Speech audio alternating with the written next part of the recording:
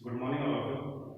I am Ravi Kumar, faculty of Applied Mathematics in RIT Group of Institution.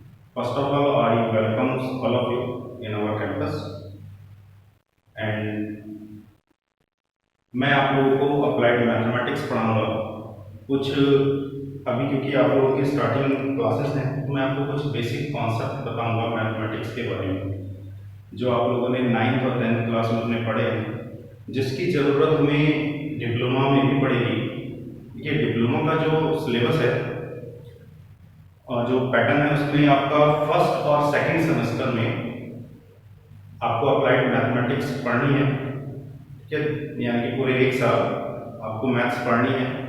उसमें जो आपने basics अपना पढ़ा है 9th और 10th क्लास में, वो आप लोगों का यहाँ पर काम आएगा, ठीक है। तो उसके कुछ, क्योंकि आप लोगों का एग्ज़ाम दिए हुए काफ़ी टाइम हो गया है 9th 10th का, और कुछ जो बेसिक्स आपके टॉपिक्स हैं मैं उनको कवर करवाऊँगा अभी यहाँ पे, और फिर बाद में जो पॉलिटेक्निक का जो प्रिस्क्राइब सिलेबस है उसके अकॉर्डिंग मैं आपको यहाँ पे स्टडीज़ करवाऊँगा, ठीक। नाउ हम अपने बहुत सिंपल टॉपिक से आप लोगों के 9th 10th क्लास में दोनों क्लासेस में है स्टैटिक्स, उससे मैं आप लोगों की शुरुआत करवा रहा हूँ यहाँ पे, ठीक है। स्टैटिक्स सांख्यिकी को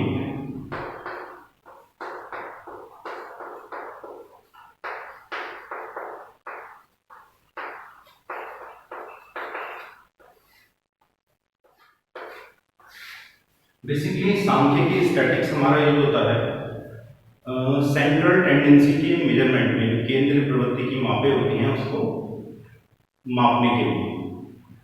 यानी कि हमें किसी चीज़ का औसत निकालना है, माध्यिका बहुलक यानी कि फ्रीक्वेंसी डिस्ट्रीब्यूशन के अकॉर्डिंग आप लोगों ने अपने बेसिक क्लासेस से पढ़ते हुए आ रहे हैं, तो मैं यहाँ पे आपका थोड़ा सा उसको रिवाइज करवाऊंगा किस तरह से हम मीन, मॉड और मीडियन। सांख्यिकी में देखिए ये टॉपिक आपका पॉलिटेक्निक डिप्लोमा में भी है, ठीक है। बहुत इजी टॉपिक है आप लोगों का।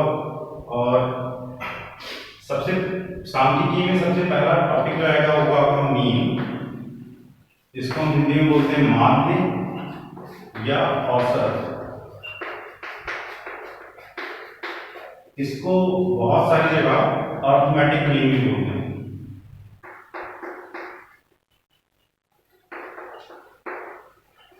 समांतर माध्य,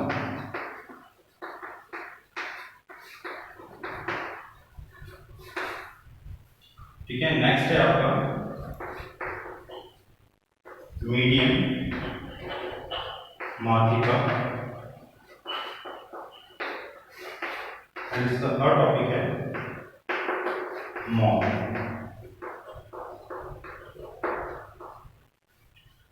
तो हम मीन, मीडियन एंड मॉड के बारे में पढ़ेंगे थोड़ा सा यहाँ पर।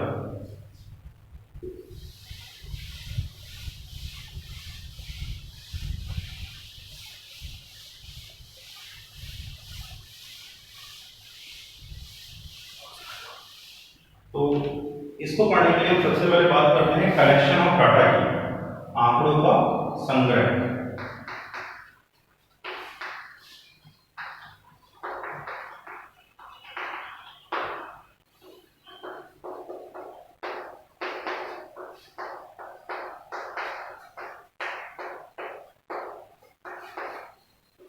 फॉर एग्जाम्पल मान लीजिए हमारी क्लास में 60 स्टूडेंट हैं, 60 स्टूडेंट हैं। मुझे किसी एक स्टूडेंट की मंथली अटेंडेंस चेक करनी है, ठीक है।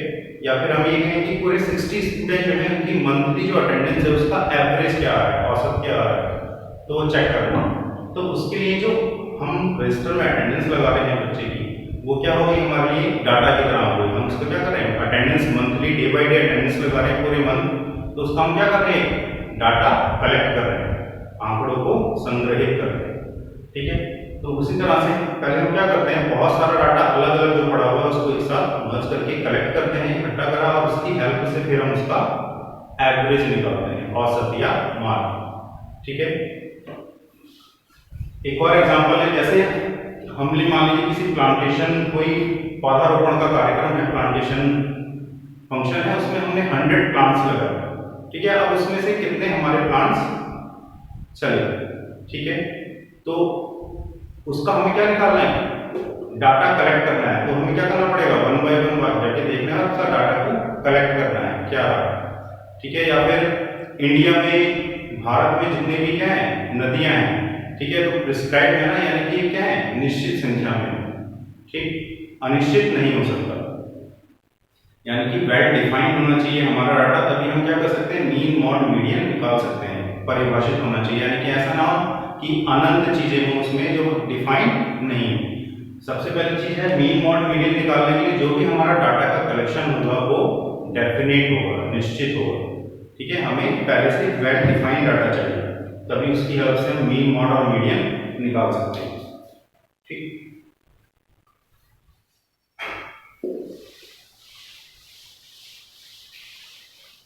अब जैसे हमें कुछ डाटा गिवन है,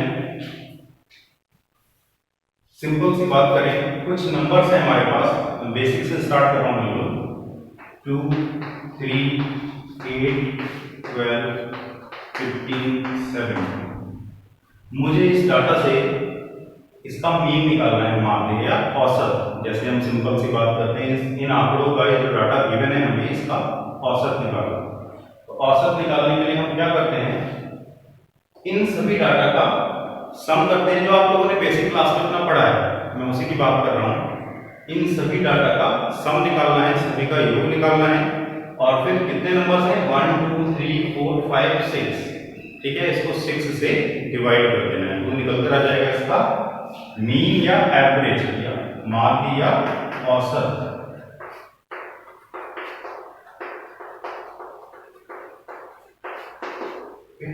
तो मीन या एवरेज, माध्य या औसत बराबर होता है आंकड़ों का योग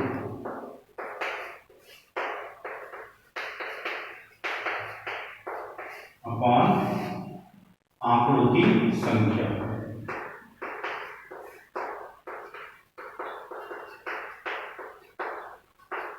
इंग्लिश में लिखें तो मीन और average equals to sum of data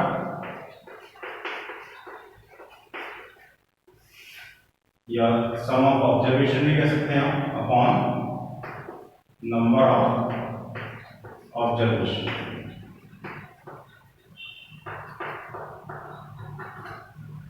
तो यहां पर मीन या औसत को हम रिप्रेजेंट करते हैं x बार से, जनरल, ठीक है, x के ऊपर बार लगा देते हैं, इससे हम इसको रिप्रेजेंट करते हैं मीन या एवरेज को। ये इक्वल हो जाएगा सम ऑफ इन सभी का सम, 2 + 3 + 8 + 12 + 15 + 17 upon number of observation, 1 2 3 4 5 6, total 6 observation, ठीक। अब इसका सम करेंगे, हो जाएगा 5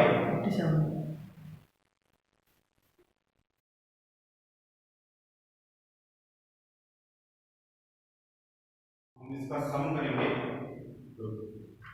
2 + 3 5 + 12 + 8 + 15 + 17, टोटल आएगा 57 अपॉन 6, ओके।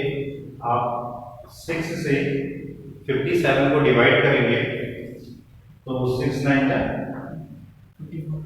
54 पॉइंट बच जाएगा 3 और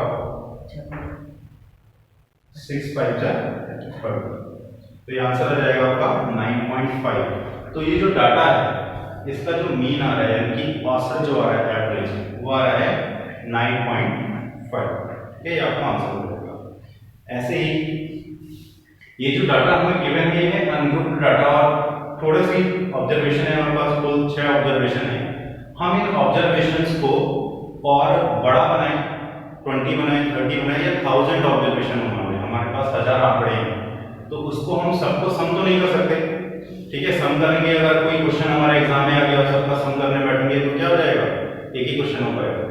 तो उसके लिए क्या है, प्रिस्क्राइब्ड फॉर्मूले हैं हमारे पास, और हम पहले जो हमारा डाटा होगा, जो 1000 ऑब्जर्वेशन दे रखे हैं, 1000 आंकड़े, 2000 जितने भी दिए हैं हमको, पहले उससे हम क्या बनाएंगे, फ्रीक्वेंसी डिस्ट्रीब्यूशन टेबल, ठीक है, बारंबारता बंटन सारणी। तो उस बारंबारता बंटन सारणी की हेल्प से फिर हम आगे अपना मीन निकालते हैं। ठीक, तो जैसे मैं एक सिंपल सा क्वेश्चन लेता हूं, पहले हम बारंबारता बंटन सारणी बनाते हैं।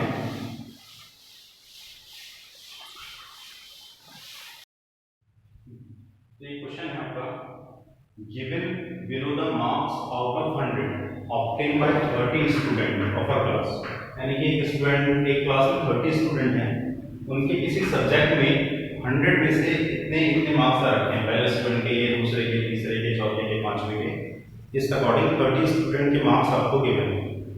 आपको क्या करना है, इसका पहले फ्रीक्वेंसी डिस्ट्रीब्यूशन टेबल बनानी है। अब फ्रीक्वेंसी डिस्ट्रीब्यूशन टेबल भी दो टाइप की होती है, एक नॉर्मल फ्रीक्वेंसी डिस्ट्रीब्यूशन, एक होती है क्यूमुलेटिव फ्रीक्वेंसी डिस्ट्रीब्यूशन।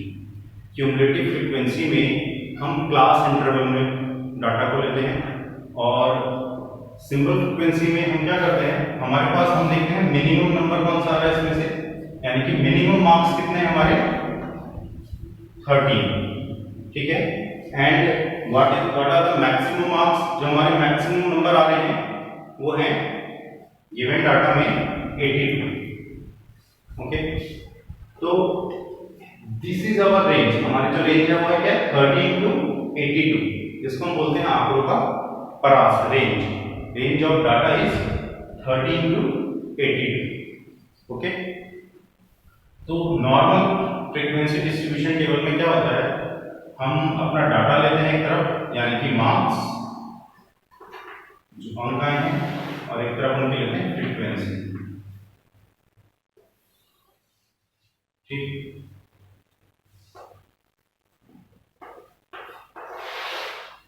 तो हम मिनिमम मार्क्स हमारे 13 से स्टार्ट करते हैं। क्या किसी और स्टूडेंट के भी 13 मार्क्स आए हैं, हम डाटा में चेक करें तो किसी और के नहीं है, कितनी है फ्रीक्वेंसी, ओनली वन, एक ही स्टूडेंट ऐसा है जिसके मार्क्स कितने 13।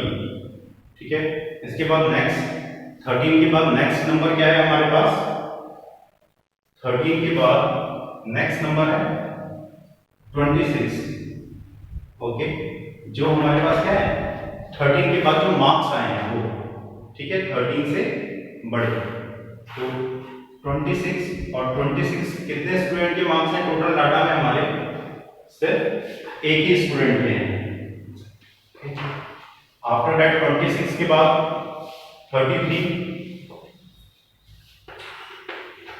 भी एक ही स्टूडेंट के मार्क्स हैं। ठीक है, 33 के बाद नंबर क्या आ रहा है 34 जो है वो कितने स्टूडेंट के हैं, ओनली वन स्टूडेंट के। 34 के बाद हमारे जो मार्क्स हैं 34 से ग्रेटर हो 39, तो 39 कितने स्टूडेंट के हैं, 1 2 एंड 3, तो 3 स्टूडेंट ऐसे हैं जिनके मार्क्स कितने आ रहे हैं 39, तो उसकी फ्रीक्वेंसी कितनी हो जाएगी 3। ओके, इसी अकॉर्डिंग फिर नेक्स्ट 39 के बाद मार्क्स जो आ रहे हैं हमारे में 41 कितने स्टूडेंट के मार्क्स हैं, ओनली 1। नेक्स्ट फिर 41 के बाद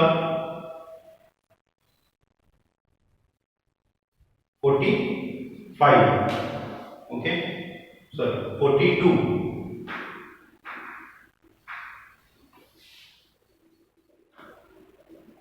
42 डाटा में जो 42 है वो भी ओनली एक ही प्लेस पर आ रहा है, यानी कि एक ही स्टूडेंट के मार्क्स हैं हमारे 42। देन 45 हमारे कितने स्टूडेंट के मार्क्स आ रहे हैं, वो भी एक ही है 46 अगर हम अपने डाटा में देखें तो दो जगह आ रहा है। ठीक है, तो मार्क्स हैं 2। नेक्स्ट 46 के बाद नेक्स्ट नंबर आ रहा है इसका डाटा में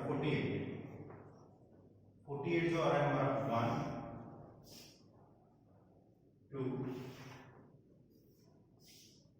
3 एंड 4 टाइम्स, तो इसकी फ्रीक्वेंसी है हमारे पास 4। ठीक है, आफ्टर 48 नेक्स्ट आता है हमारे पास 51 हमारे जो टोटल डाटा है उसमें सिर्फ एक बार आ रहा है, ओके। 51 के बाद 54 वन टाइम आ रहा है।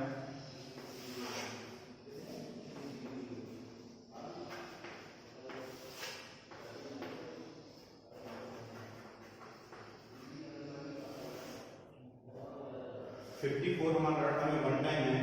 ऐसे ही 55, 56, 60, 64, 72, 75, 70, 75 तक ये सारे अगर आप देखें, ऑब्जर्वेशन देखें तो ये सारे डाटा जो फ्रीक्वेंसी है इनकी वो वन टाइम है। ठीक है, 76 3 टाइम्स आ रहा है एंड लास्ट 82 वन टाइम्स आ रहा है। तो मैं सबको नोट कर दे रहा हूँ डायरेक्टली, आप उसमें चेक कर सकते हैं। 55, 56,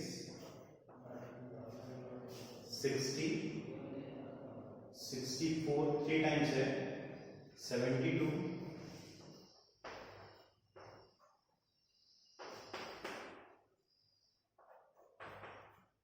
72 वन टाइम आ रहा है, 75 वन टाइम, 76 फ्रीक्वेंसी 3 है एंड 82 एक स्टूडेंट के मार्क्स है। ये हमारा टोटल फ्रीक्वेंसी डिस्ट्रीब्यूशन टेबल आ गया। अब इसको चेक करना है, क्या हमने कुछ छोड़ तो नहीं दिया? तो उसको चेक करने का सिंपल सा मेथड है कि आप इन सभी फ्रीक्वेंसीज का, जो आपने ये फ्रीक्वेंसी यहाँ पर निकाली है, इनका हम सम करेंगे। अगर इन सभी का योग सम कितने स्टूडेंट हैं टोटल? 30 स्टूडेंट। अगर इस 30 के इक्वल है तो ये हमारा जो हमने जो फ्रीक्वेंसी डिस्ट्रीब्यूशन बनाया है वो बिल्कुल सही है। ठीक, तो सम करें इसका 1 2 3 4 5 6 7 8 9 10 11 12 16 17 18 19 20 21 24 25 26 29 और 30। जो इसका योग आ रहा है सम, वो हमारा 30 के इक्वल आ रहा है। जो किसके इक्वल है? टोटल नंबर ऑफ स्टूडेंट, जितने स्टूडेंट्स का हमने डाटा तैयार किया। ओके, अब इसी क्वेश्चन को हम, जो हमारा फ्रीक्वेंसी डिस्ट्रीब्यूशन टेबल है जो हमने अभी बनाई थी, इसको हम दूसरी तरीके से कैसे कलेक्ट कर सकते हैं अपनी फ्रीक्वेंसी को? वह है क्लास इंटरवल की फॉर्म में बनाकर, वर्ग अंतराल बनाकर। ठीक है, हमारे पास मिनिमम मार्क्स है वो है 13 और मैक्सिमम मार्क्स आ रहे हैं 82। तो हमने क्या करा, इस जो हमारी रेंज है उसके बीच को, रेंज को हमने छोटे छोटे इंटरवल्स में ब्रेक कर दिया। ठीक है, जैसे हमने एक तरफ लिखा क्लास इंटरवल। ठीक है,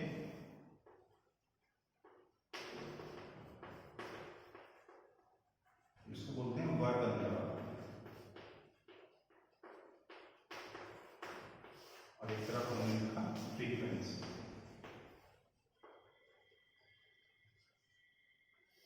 हमने क्या करा, फ्रीक्वेंसी को हमने बोलते हैं बारंबार।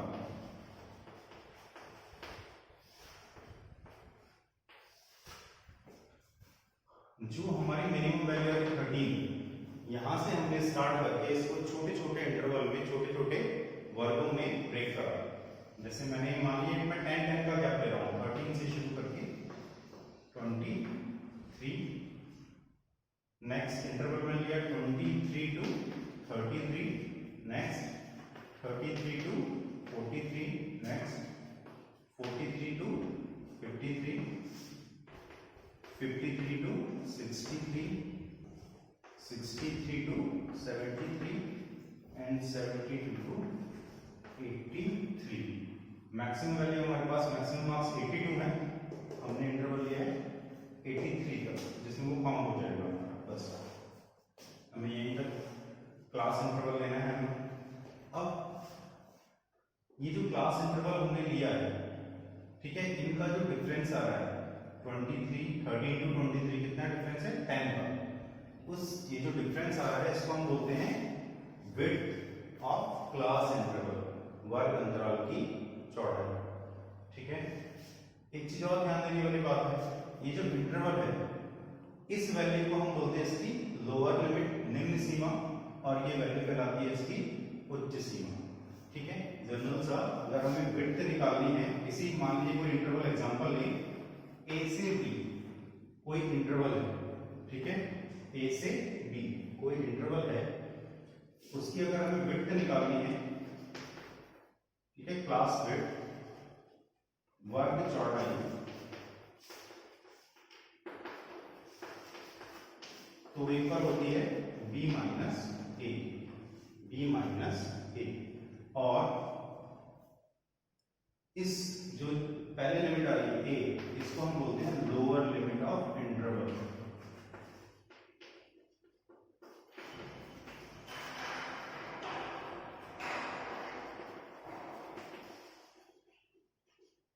ठीक है, वर्ग अंतराल की निम्न सीमा, और बी को हम बोलते हैं अपर लिमिट।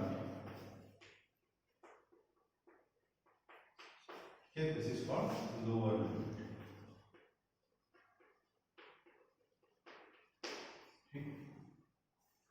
अब जो हम यहाँ पे फ्रीक्वेंसी डिस्ट्रीब्यूशन यानी कि बारंबारता लिखेंगे, वो 13 से 23 के बीच जितने भी नंबर आ रहे हैं, देखिए इस इंटरवल में 13 तो काउंट होगा, बट अगर कहीं पे डाटा में 23 आ रहा है तो 23 को इस इंटरवल में काउंट नहीं होगा, वो काउंट होगा इस इंटरवल में। यानी कि जो अपर लिमिट है हमारी किसी भी इंटरवल की, ठीक है, अगर वो डाटा में खुद आ रही है, सेल्फ जब नंबर लिखा हो और सेल्फ आ रहा है इंटरवल में, तो वो हमारा इस इंटरवल में काउंट नहीं होता है, वो नेक्स्ट वाले इंटरवल में काउंट होता है, जिसमें ये लोअर लिमिट है। ठीक है, इसी तरह से हमें अपने डाटा को देखना है और चेक करना है कि इस इंटरवल में हमारी क्या क्या वैल्यूज आ रही है। ठीक, आप लोगों ने जो पढ़ा होगा अपना बेसिक्स क्लास में, उसमें आपने टैली मार्क्स बनाए होंगे, इस तरह से क्लास इंटरवल लिया होगा, फिर टैली मार्क्स बनाए, फिर इसके अकॉर्डिंग आपने फ्रीक्वेंसी लिखी। अब हम टैली मार्क्स को छोड़ रहे हैं, हम डायरेक्टली फ्रीक्वेंसी लिख रहे हैं। ठीक है, तो 13 से 23, 13 के बाद हम देखें तो जो बड़ा नंबर आ रहा है वो 26 है, तो 13 से 23 के बिटवीन केवल एक ही स्टूडेंट के मार्क्स हमारे यहाँ पर डाटा में है, तो उसकी फ्रीक्वेंसी हम डायरेक्टली लिखेंगे 1। फिर हम चेक करेंगे 23 टू 33। ठीक है, अब देखिए 23 से 33, इसकी अपर लिमिट 33 है और 33 हमारे डाटा में आ रहा है। ठीक है, तो वो 33 यहाँ काउंट इस इंटरवल में, इस 33 को हम काउंट नहीं करेंगे, वो 33 हमारा नेक्स्ट वाले इंटरवल में काउंट होगा। ओके, तो 23 से 33 के बिटवीन सिर्फ एक ही नंबर आ रहा है, तो है 26, और एक ही बार आ रहा है पूरा डाटा में, तो उसकी फ्रीक्वेंसी कितनी हो गई 1। बात करें 33 से 43 के बिटवीन, तो 33 से 43 के बिटवीन आप चेक करो कितने मार्क्स आ रहे हैं 1,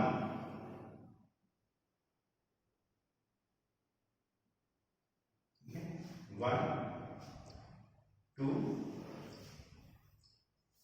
3, 4, 5, 6 और ये 7। तो टोटल 7 स्टूडेंट के मार्क्स हैं जो कि हमारे किस डाटा में आ रहे हैं 33 से 43 के बीच में। ओके, ऐसे ही 43 टू 53 ये आपको चेक करना है, तो 43 से 53 के बिटवीन जो आ रहे हैं वो आ रहे हैं हमारे पास 8 स्टूडेंट के मार्क्स, आप चेक कर सकते हैं डाटा में। ठीक है, इसी अकॉर्डिंग फिर 53 से 63 के बिटवीन जो आपके मार्क्स आ रहे हैं वो है आपके 4 स्टूडेंट। 63 टू 73 के बिटवीन जो मार्क्स आ रहे हैं वो भी सेम 4 स्टूडेंट, एंड 72 टू 83 आ रहे हैं 5। आप अपने डाटा में जो डाटा के मैंने आप इसको अपने नोट में नोट करें और उसको चेक कर सकते हैं, आप इस तरह से फ्रीक्वेंसी डिस्ट्रीब्यूशन टेबल आप बना सकते हैं। तो और आपको ये चेक करना है कि आपने जो ये फ्रीक्वेंसी जो आपने फाइंड करी वो करेक्ट है या नहीं है। इसके लिए हम क्या करेंगे, इन सभी डाटा का सम करेंगे। ओके, तो सम किस तरह से होगा, 1 + 1 2, 2 + 7 9,